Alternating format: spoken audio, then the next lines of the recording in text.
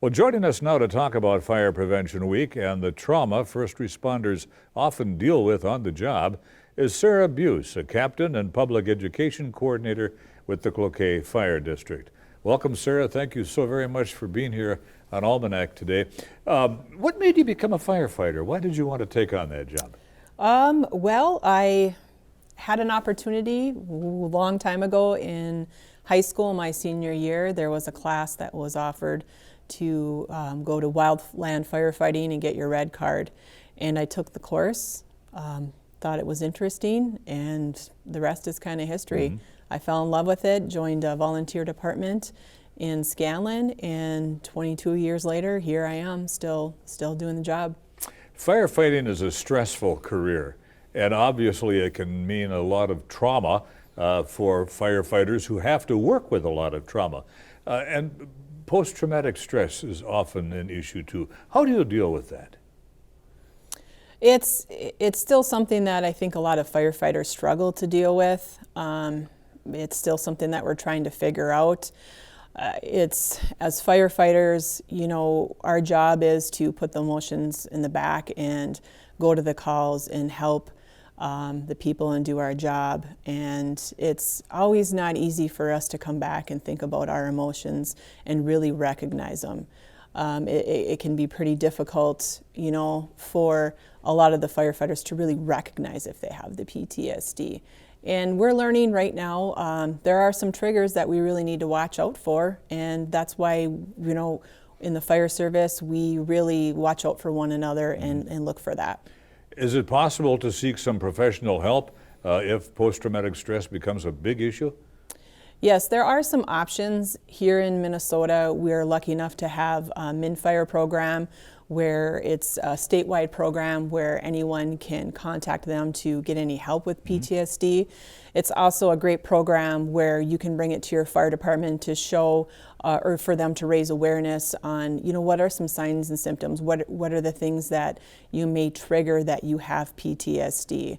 A lot of times we see the firefighters that do have PTSD and they look back and say, yeah, there were all those signs, but I really wasn't paying attention and listening to it. Sure, but they are there. Sara, talk to us a little bit about the Cloquet Fire District. How big is it? And it's more than just the fire hall in Cloquet, is it not? Yeah, that is correct. The Cloquet Area Fire District actually has 5 different fire stations. We serve not only the Cloquet community, but we also serve Scanlon, Perch Lake Township, Breveter Township, and then we have our contract with Fond du Lac. We have roughly 60 members on our fire station or in our fire district. We have both career staff and paid on-call staff. Paid on-call staff is real similar to volunteers. Mm-hmm. And we have 5 stations that cover right around 300 square miles. And we run roughly 3,000 calls a year. Really? Yes, a lot of calls. Yeah. Obviously, a lot of them are medical calls, and that is because we also run a ALS ambulance service in our area. Cloquet is the only full-time ALS ambulance service in Carleton County. House fires, at the least, are stressful for both the owner of the home, certainly, and for firefighters, police officers who are there. But it can also be deadly. And how do you deal with house fires? What causes house fires? There is a lot of different things that cause house fires. One of the top causes is cooking fires. And, one of the things that I do with my job as the education coordinator is to not only be there to react to a fire, to put it out, but also to be proactive and try to talk to our community members on some things that you could try to make a little bit safer in your home to avoid a fire.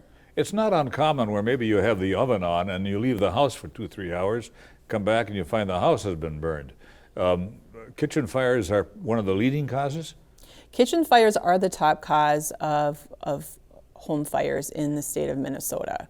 And most of it is unattended cooking. Like you said, someone put something on the stove and the phone rang, or the kids were in the other room fighting, or some good show on Wheel of Fortune trying to solve the puzzle, and getting distracted, and before you know it, you have a fire in your kitchen. Sara, you recently received the Hometown Hero Award from the American Red Cross. It's difficult oftentimes to talk about yourself, but tell us about that award.